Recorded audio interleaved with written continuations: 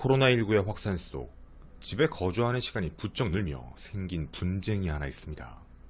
바로 층간소음이죠. 층간소음이 인간에게 미치는 영향은 과학적으로 증명이 됐는데요. 심리적으로는 사고력의 저하, 휴식과 수면을 방해하여 피로감이 계속 느껴지는 행동, 생리적으로 위궤양, 소화불량, 심장병, 혈관 수축, 혈압 상승, 호르몬의 변화, 성장장애, 이밖에 짜증, 불쾌감이 증가하며 공격적인 태도를 불러와 극심한 경우는 살인까지 발생한다고 알려져 있습니다. 층간소음의 유형도 여러 가지입니다. 가장 많이 발생하는 층간소음은 위층에서 어른들 혹은 아이들의 발걸음 소리, 이밖에도 한 집의 인테리어 공사 소음, 세탁기, 냉장고 등 가전제품의 진동 및 소음이 벽을 타고 전달되는 경우들도 있죠.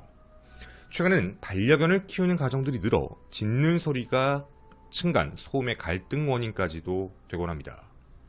그런데 이런 갈등이 이젠 보복 소음에 대한 문제까지 가죠. 위층의 발걸음 소리가 들리는데 그거에 대해서 항의를 한 이후에도 시정되지가 않자 아래층에선 망치 같은 걸로 벽을 치거나 천장에 우퍼 스피커를 설치해 귀신 소리 혹은 드럼 소리 등을 통해 위층에 들려주는 것들도 있죠. 우리나라의 공동주택 즉 아파트나 연립주택은 기둥식으로 건설하는 게 아니라 대부분 내력벽 구조로 설계가 되어 소음이 쉽게 전달되는 편입니다. 얼마 전 발생한 끔찍한 살인사건이 있었습니다. 바로 여수 층간소음 살인사건. 이 댓글엔 이런 의견들이 있었습니다. 겪어보지 못한 사람들은 모른다. 작작 좀 뛰지. 얼마나 쿵쿵댔으면 저렇게까지 했을까. 겪어보지 않으면 알 수 없다. 이 댓글들은 가해자의 행동을 옹호하는 게 아니라 마음에 대한 부분을 이해하고 있는 사람들, 그만큼 층간소음으로 고통받는 사람은 우리 모두들입니다. 그런데 말이죠. 정말 이 사건에서 소수가 비판하는 그 윗집의 문제라는 것이 정말 맞는 말일까요? 오늘 우리는 윗집만의 문제라고 알려진 이 층간소음 살인사건의 진실을 파헤쳐보고자 합니다. 윗집이든 아랫집이든 옆집이든 그 누구라도 피해자가 될 수 있습니다.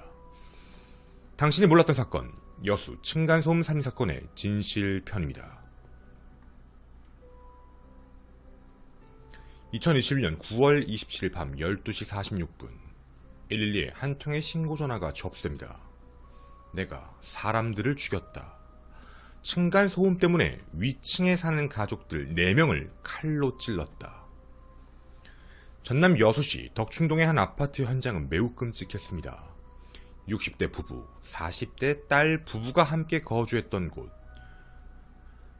범인의 흉기에 40대 딸 부부가 숨졌고 60대 부부는 중상을 입은 사건이었죠. 당시 언론을 통해 알려진 내용들은 무엇이었을까요? 8층에 혼자 살던 34세 남성 정 씨는 9층의 일가족을 공격한 살인사건입니다. 정말 다행히 10대 자녀 2명은 작은 방에 피신해 있어 다행히 추가 피해가 발생하지 않은 사건이죠. 피해자인 40대 김모 씨 부부는 전남 여수의 엑스포장 인근 밤 늦게까지 운영하는 치킨집을 하고 있었습니다.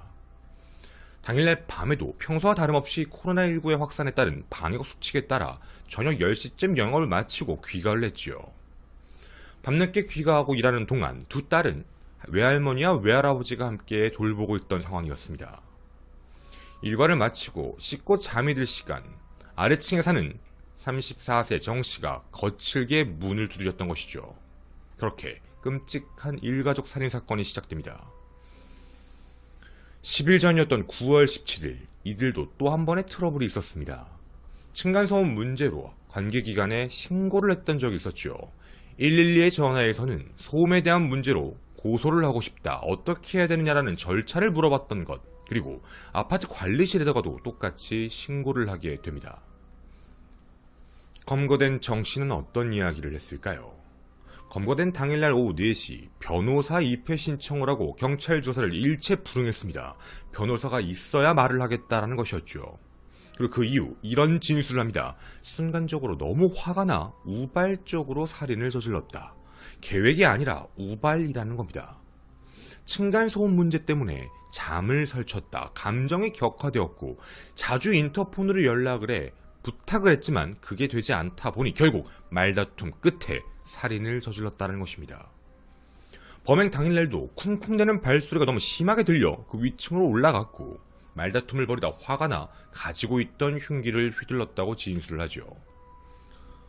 그런데 반대의 말들도 공개됩니다. 실제 정 씨는 일용직을 하며 혼자 지내고 있었고 이웃들과의 소통도 거의 없었죠. 평소 윗집과 층간소음으로 자주 다투고 있었기 때문에 위층에 살던 김 씨 부부는 평소에 매우 조심스러워했다라는 부분입니다. 지속적으로 항의를 해오자 바닥에 매트도 깔고 조심히 걸어다닐 정도로 신경을 썼죠. 그리고 자녀들 자체도 이미 10대가 넘은 상황이기 때문에 집에서 뛰어다니는 상황도 아니었다고 합니다. 피해자의 지인들은 입을 모아 이렇게 얘기합니다.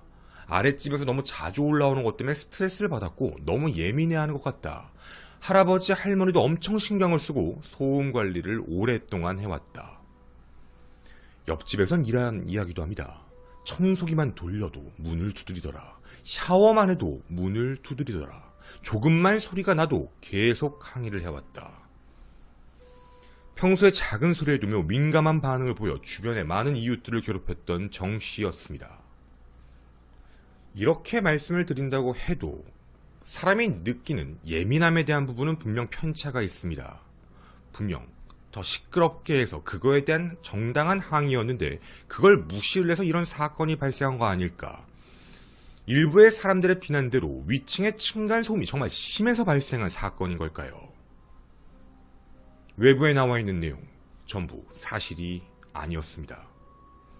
정 씨의 엽기적인 행동과 조작들 그리고 변명들을 살펴보고자 합니다.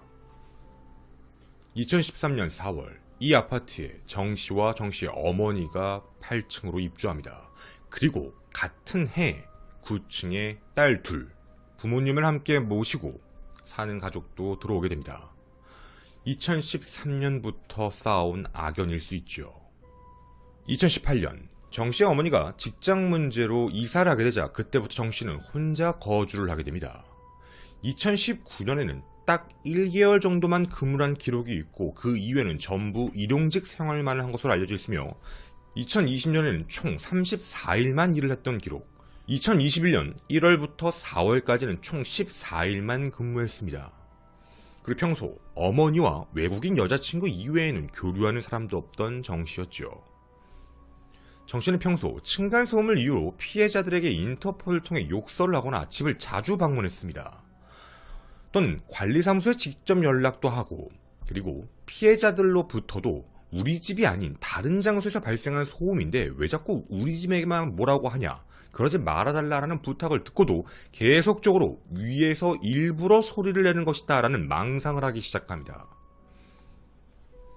그 망상은 위협으로 바뀌기 시작하죠. 피해자였던 30세 남편, 2021년 2월 18일 무언가 이상한 걸 하나 알게 됩니다. 집 앞 복도에 설치된 서랍장이 파괴되어 있는 모습을 보게 된 것이죠. 이걸 분명 아래층에 사는 정 씨가 한 것이다라고 의심해 강한 불안감을 느껴 결국 현관문 앞에 CCTV까지 설치하게 됩니다. 이는 피해자의 착각이었을까요? 조사 결과 아니었습니다. 정 씨는 2021년 2월 24일 모 홈페이지에서 등산용 칼을 구입합니다.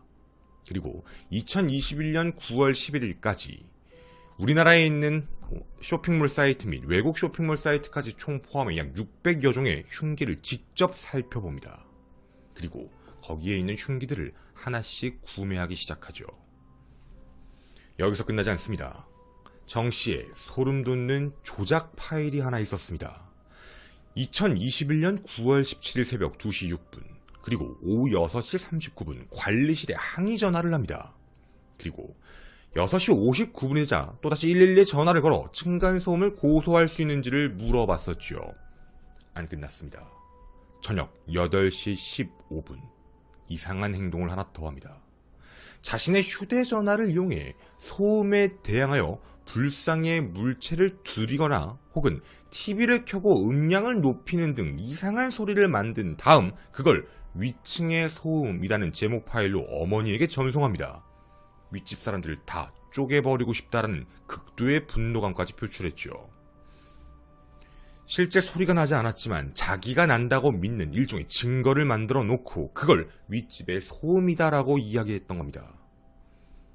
사건의 그날 2021년 9월 26일 오후 11시에서 12시 사이 또다시 위에서 이상한 소리가 난다라고 혼자 생각을 하고 화가 나 인터폰으로 연락을 하게 됩니다. 시끄럽다 이런 내용으로 항의를 했던 것이죠. 11시 50분 아내와 함께 귀가한 남편은 소등을 하고 잠을 잘 준비하고 있었습니다. 그래 또다시 항의 전화가 오자 또 시작이냐라는 말을 남겼더니 그때 정씨는 이런 말을 합니다. 만나자 내려와라.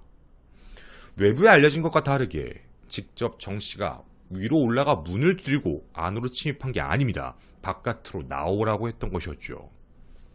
정씨는 준비를 합니다. 죽여야겠다. 오른손에 목장갑을 끼고 모 사이트에서 구입해 보관하고 있던 정글도 마체테를 집어듭니다. 그리고 또 다른 사이트에서 구입한 등산용 칼을 상의에 집어넣은 채 9층 계단을 통해 올라가게 되죠. 9월 27일 밤 12시 24분 계단 입구에서 주변에 서성거리고 있었습니다. 그때 문이 열리는 소리가 들리죠. 12시 33분이었습니다. 현관문을 열고 나온 피해자 남편.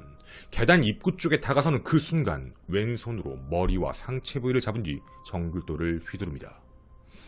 피해자가 몸싸움을 벌이며 저항을 하자 등산용 칼을 꺼내 왼쪽 어깨, 양쪽 옆구리 등 상해를 수차례 찔러 바닥에 쓰러뜨린 뒤 끝나지 않았습니다.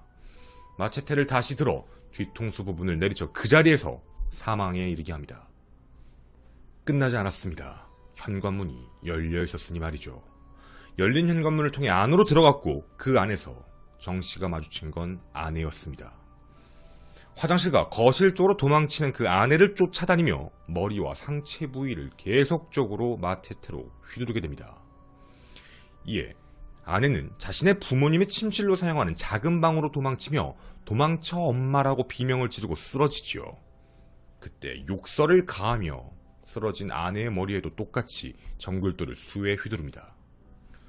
쓰러진 딸의 모습을 보고 놀란 부부, 제지하기 시작을 하죠. 그러자 정씨는 전부 죽여야 되겠다라고 마음을 먹고 머리와 상체 쪽에 정글도를 계속적으로 휘두르게 됩니다. 결국 아내의 어머니는 두개골 파열 그리고 왼팔이 절단되는 상흔을 입게 됩니다.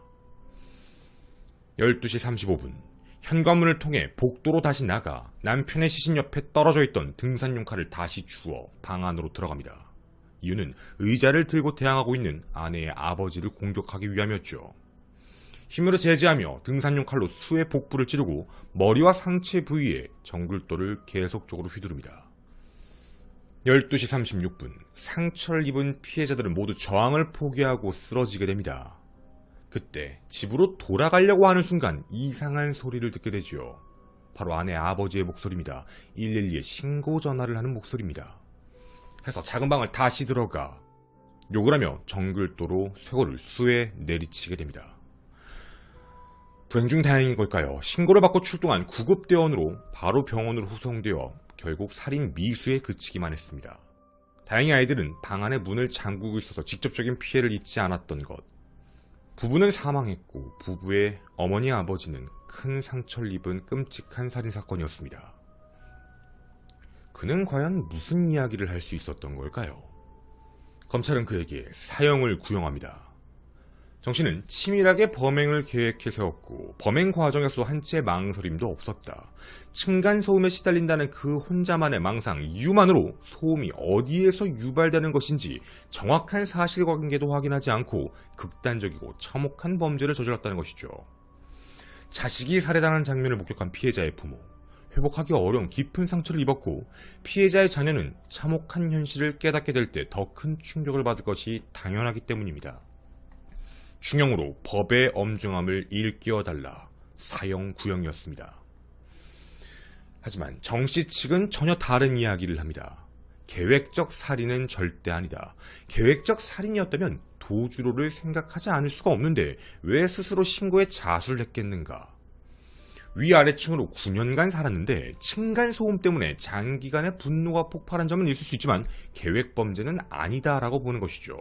또 정 씨가 당시 조현병 초기 증상인지 최소한 과대망상의 정신질환이 있었던 건 분명해 보이니 감정 결과에 대해 현재 상태 초점을 맞춰 참작을 해주길 부탁한다는 내용도 들어갑니다. 그렇게 자수에 대한 부분, 심신미약, 심신상실에 대한 부분으로 형의 감경 혹은 무죄여야 된다라는 뜻입니다. 정 씨는 최후지 증서에서 이런 말을 합니다. 피해자와 유가족에게 죄송한 마음뿐이다. 제정신이 아니었고 후회한다. 다시 한번 죄송하다. 심신미약, 이게 도대체 무슨 소리일까요? 재판이 진행되던 도중이었던 2차 공판, 정 씨는 사건에 대해 이런 이야기합니다. 기억이 나지 않는다. 즉 무죄를 주장하죠. 행위 자체는 인정하지만 그건 심신미약에 따른 행위라는 겁니다. 재판부는 놀랍니다. 4명 모두의 행위에 대해서 당신은 심신미약을 주장하는 거냐? 여기에 더 끔찍한 말을 얹어갑니다. 처음 공격했던 남편은 심신미약, 나머지는 모두 심신상실 상태였다. 기억이 나지 않는다라는 뜻이죠. 그렇게 감경 혹은 아예 무죄를 주장한 것입니다. 아이의 행동에 대한 기억이 없다. 검찰은 이에 대해서 흉기도 미리 오랫동안 준비하고 있었음에도 기억이 나지 않는다고 하는 건 진정한 죄책감이 없는 것이다. 자수도 진정성이 없어 보인다며 반박합니다. 당시 범행이 구체적이고 극도로 높은 공격성을 보였기 때문에 살인범죄를 또다시 저를 가능성도 분명 보인다였죠. 이 사건의 재판 결과는 지난달 나왔습니다. 정 씨가 학창시절 아버지가 주식을 실패로 극단적인 선택을 한 일이 있지만 학교 생활, 또래 관계에도 별 문제가 없었고 온순하고 내성적 성격이라는 평가를 받으며 평범한 학창시절을 보낸 점, 2007년 4월 9일 육군에 입대, 병장 만기 제대까지도 아무런 문제가 없었다는 점, 2018년부터 일용직 근무를 하며 지냈고 이전에 정신병적 진단을 받은 적도 없다는 점, 사건 이후 정신감정 촉탁에선 정신병이 보이지 않는다는 점, 수사 단계에서도 지적 능력에 결함이 보이지가 않는다는 것, 범행 직후 112와 통화를 당시 4명을 범행을 어떻게 했고 누구였고 어떤 정도의 범위의 피해가 있었는지 위법적인 인식도 분명히 하고 있었다는 점, 정 씨가 다른 사람들보다 외부적 자극을 더 민감하게 받아들여 극단적으로 나와 분노를 제어하지 못했다 하더라도 중대 범죄자들에게 늘 나타내는 심적인 상태, 사물을 변별하거나 의사를 결정할 능력이 미약할 정도까지는 보이지 않기에 심신미약과 심신상실은 인정할 수 없다는 판결입니다. 그리고 감경사유 중에 또 하나, 자수를 했다. 맞습니다. 21년 9월 27일 밤 12시 46분 범인은 집으로 돌아와 112에 전화를 내 사람을 죽였다고 직접 자수했습니다. 층간소음 때문에 4명을 살해했다고 했죠. 범행 이유, 장소, 범행 방법에 대한 모든 사실을 밝혔고 자신이 있는 위치까지 알려줬기 때문에 당연히 자수감경이 되어야 된다는 주장입니다. 하지만 자수감경도 인정되지 않았습니다. 첫째, 범인이 112에 신고하기 이전 피해자의 아내, 아버지가 이미 12시 26분, 12시 42분 2번이나 전화를 했다는 점, 그리고 현재 이 사건은 범행 미수, 즉 살인 미수건이기 때문에 112 신고가 자발적으로 하지 않았더라도 수사에 대한 문제는 전혀 없었다는 점, 검찰 조사 과정에서 남편 살해 이후에는 기억이 나지 않는다고 얘기하면서도 112 신고와 관련해서는 정확하게 얘기한다는 점, 법정에서도 자신이 심신미약, 심신상실을 주장하고 있으니 자수라고 보기 어렵다는 점, 이런 이유로 모든 것들을 부정하게 됩니다. 그렇게 1심의 판결은 무기징역입니다. 오늘 연쇄살인을 저질렀던 권재찬이 사형 선고를 받았습니다. 물론 항소심 재판부가 어떤 판결을 내릴지는 알 수 없지요. 얼마 전이었던 안인득, 아파트에 방화를 저지르고 그 이후에 내려오는 사람들 한 명씩 공격을 해 살인을 저질렀던 안인득도 1심 때는 사형이었습니다. 하지만 항소심 때 그 사람의 정신병이 인정되어 무기로 감형되었죠. 물론 권재찬도 어떻게 될지는 알 수 없습니다. 하지만 이 사건, 자신의 망상, 자신의 생각대로, 그리고 어디서 진짜 소음이 나는지도 모르면서 그 분노심을 위에 살고 있던 단란한 가정에게 모두 풀었습니다. 부모는 자식을 잃었고 자식은 엄마 아빠를 잃었습니다. 그럼에도 그에게 할 수 있는 건 무기징역입니다. 여러분의 생각은 어떠신가요? 정말 이 사건 외부에 알려진 대로 여수 층간소음 살인사건이라고 부르는 게 맞는 걸까요? 저는 김원사건 파일의 기원이었습니다. 감사합니다. 일단 저는 층간소음이라는 이야기에 대한 거는 가해자의 범행 동기라고 생각합니다. 근데 그게 입증은 안 됐죠. 재판부도 그거에 대해서 받아준 거죠. 어디서 나오는지도 모르면서 자기 혼자만의 생각으로 한 것이니까.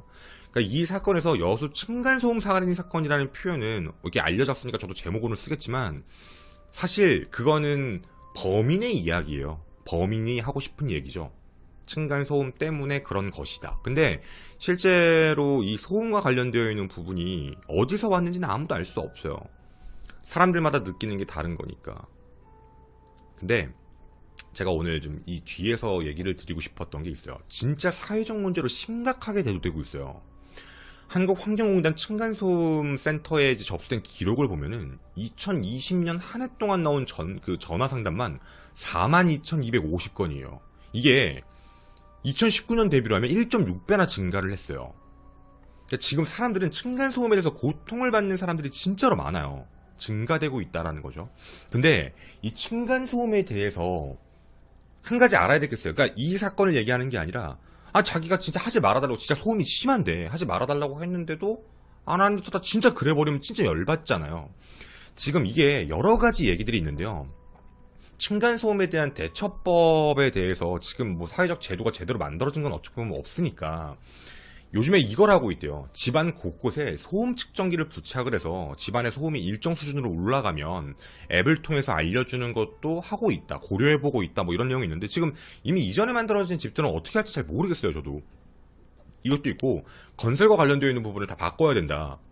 이런 이야기들도 있는데 다 좋아요. 이런 것들도 해야 되는데 이미 지어진 집들도 너무 많잖아요. 지금 우리한테는. 앞으로는 잘 짓는 건 둘째 치고요. 근데 여기서 조금 중요한 게 뭐냐면 이런 얘기가 있어요. 누군가가 나한테, 우리들 다 바뀌어야 되는 거거든. 누군가가 나한테 조금만 조용해 주시면 안 돼요 라는 얘기를 들었을 때 발끈하면 안 된다라는 거예요. 이게 층간소음이라는 핑계기는 한데요. 중요한 게 있는 것 같아요. 이게 골든타임이 6개월이래. 이 층간소음 문제는 절대 층간소음 때문에 이런 문제가 생기는 게 아니래요. 감정 싸움으로 진화한대. 그러니까 분노범주로 바뀌는 거예요. 그러니까 좀 바꿔줘요 라고 했더니 왜 이렇게 예민하게 굴어요. 뭘 했다고. 참아요. 또 그래요. 저기 조금만 조용하게 해달라고요. 참 예민하시네. 왜 그래? 뭐 혼자 살아? 막 이런 거잖아. 점점 감정적 싸움이 시작되는 거예요. 그러면서 이제 사람이 완전 나중에 완전 도는 거지 이게.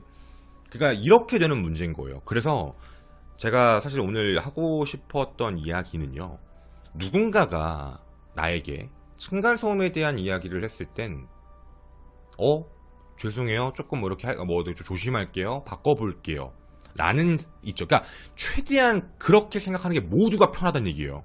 일단은 너도 나도 모두 다 그냥. 그러니까 이렇게 하면은 그게 없을 수도 있다는 거죠. 물론 이렇게 이상한 애들도 있지만. 자, 그리고 또 하나 있어요.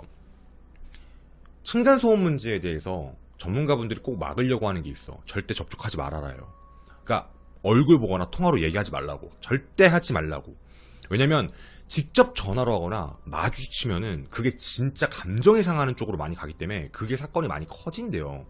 그래서 뭐 예를 들면 관리실이건 아니면 기관들도 되게 애매하대. 고의성 여부를 판단하기가 어려워서 뭐 이런 쪽으로 해서 가는 게 조금 더 좋다라고 얘기를 해요. 직접적으로 대면하지 말라고. 직접 대면해서 감정 상하기 시작하면 진짜 그땐 답이 없으니까 서로 이제 감정 싸움이 시작되는 거니까. 그러니까 이렇게 얘기하면 그럼 나만 참고 살라고 라고 생각하실 수 있는데 저는 그렇게 생각해요. 모두가 다 편안할 수 있는 방법인 것 같아요. 이게 왜냐면 내가 가해자일 수도 있는 거야. 난 진짜 모르거든. 난 조심하는데 혹시 모르니까. 혹시라도 이제 밑에서 시끄럽다고 할 수도 있는 거고. 특히 저도 방송하잖아요. 이렇게 방송 촬영하고 여러분하고 이렇게 얘기하는데 물론 제가 뭐 춤을 추거나 막 떠들거나 쉽게 막 소리 노래하거나 이런 사람은 아니라서 저도 크게 그렇게 방음 이렇게 해놓을 필요는 없어요. 제가 노래하는 뭐 유튜버거나 BJ거나 이러면은 해야죠. 안 그러면 다른 집에 방해가 되잖아. 이게 어떤 뜻인지 아실 거예요. 다른 집은 미치는 거야. 내가 만약에 뭐 댄스하는 BJ인데 유튜버인데 여러분하고 막 소통하면서 막 춤추는데 밑에 쿵쿵쿵 거리면서 나 새벽이잖아 지금. 막 노랫소리 막 시끄럽게 들리면서 밑에서 이러면 진짜 이제 화나죠 사실. 밤에 잃어버리면. 그러니까 저도 제가 다 당해본 적은 없는데 제 주변에다가도 제보도 되게 많이 받았어요. 제가 원래 이 사건을 되게 조심스럽게 접근했던 이유 중에 하나가 이 사건이 처음 발생했을 때 저희가 제보를 좀 받았거든요. 왜 그랬냐면 이게 진짜 층간소음일 수도 있잖아. 그렇다고 살인을 동의하는 건 아니에요. 이건 다 똑같잖아. 우리도 아까도 저희가 이제 얘기했던 그 글들도 보면 그 살인 행위를 잘했다고 하는 사람은 없어요. 그게 아니라 그 행위 자체에 대한 동조가 아니라 얼마나 답답하고 힘들었으면 겪어본 사람들은 더 그럴 것 같아요. 그래서 이게 얼마만큼 힘든 건지에 대한 것도 분명히 전해드려야 된다고 생각은 했거든요. 그래서 좀 어떻게 하면 제일 좋지였는데 이 사건을 알아보다가 조금 다르다라는 느낌을 좀 받았어요. 굉장히 다르다.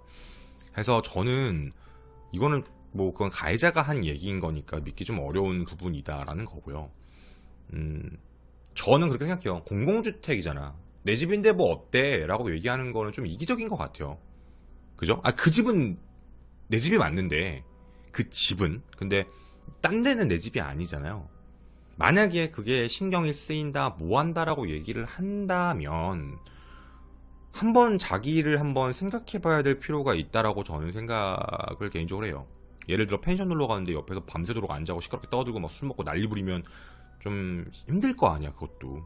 그러니까 그런 것처럼 서로 조금만 이해하고 감정 내려놓고 마주치고 감정 상하지 말고 그런 얘기가 들린다는 거는 조금 조심해볼까라고 생각하는 그런 거였으면 좋겠어요. 그리고 제일 좋은 건 직접 접촉하지 않는 것. 그래서 그거는 좀 아직 제도가 완벽하게 만들어지거나 게 아닌 거니까. 그래서 이런 부분이고요. 우리가 요 얘기는 하나 드릴게요. 이거 너무 괜찮은 것 같아서 제가 이제 하나 저기 갖고 왔던 건데 일단 층간소음에 대해서 유의하는 것, 조심해야 되는 거. 위아래가 모두 해야 되는 것. 가해자와 피해자 모두. 절대로 대면하지 말고 제3자 혹은 쪽지로 해결하자. 6개월 이내에 접점을 찾자.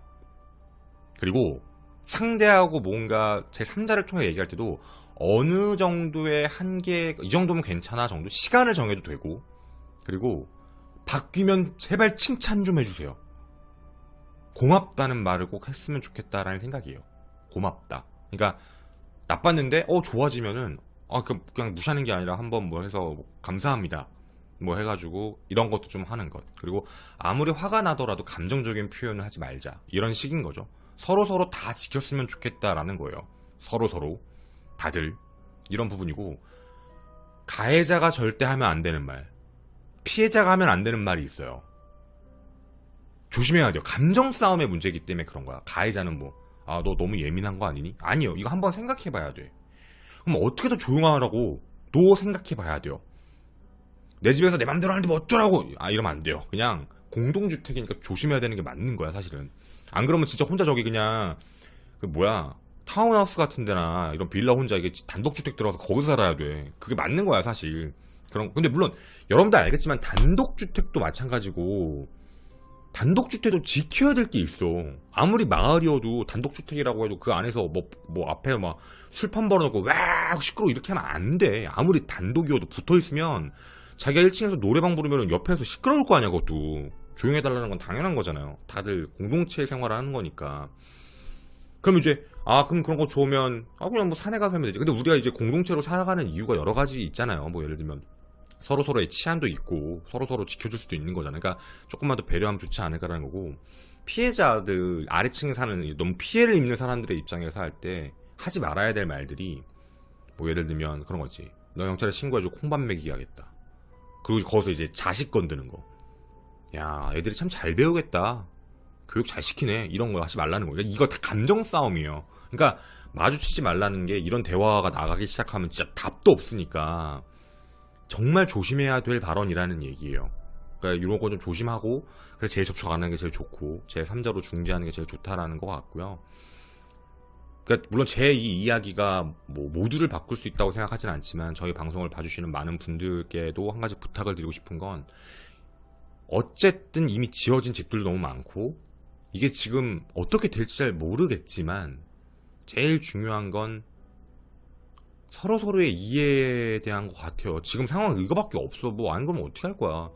제도적으로도 이거 하기 되게 힘든 것 같아요. 그동안 뭐 아무리 안건 나와도 제대로 처리 안 되는 거 보면은. 그래서 우리가 좀 서로서로 조심해야 될 필요가 있다고 보고 한 번 더 좀 생각해보는 그런 시간이었으면 참 좋겠어요. 그리고 혹시 오늘 이 방송을 보시는 분들 중에도 층간소음 문제가 있으신 분들이 많으실 것 같아요. 근데 생각을 했을 때 감정적으로 너무 가셨거나 6개월이 골든타임이라고 하니까 그런 게 뭐 없는데, 예를 들면 뭐 부탁을 했는데, 예를 들면 저기 죄송한데 집에서 담배 피시면 안 돼요. 좀 담배 냄새 내려와요 라고 했는데 어느 날 그날부터 담배 냄새가 안 나. 그러면 그냥 과일 몇 개라도, 아니면 뭐 그냥 집에 뭐 스팸 같은 거라도 이렇게 올려놓고 쪽지로, 인사라는 게 아니라 쪽지로 진짜 너무 뭐 이게 좀 불편하셨을 수도 있을 텐데 너무 감사합니다 라는 말이라도 하나 이렇게 남겨주시면 좋지 않을까라는 생각이에요. 그럼 더 조심하지 않을까?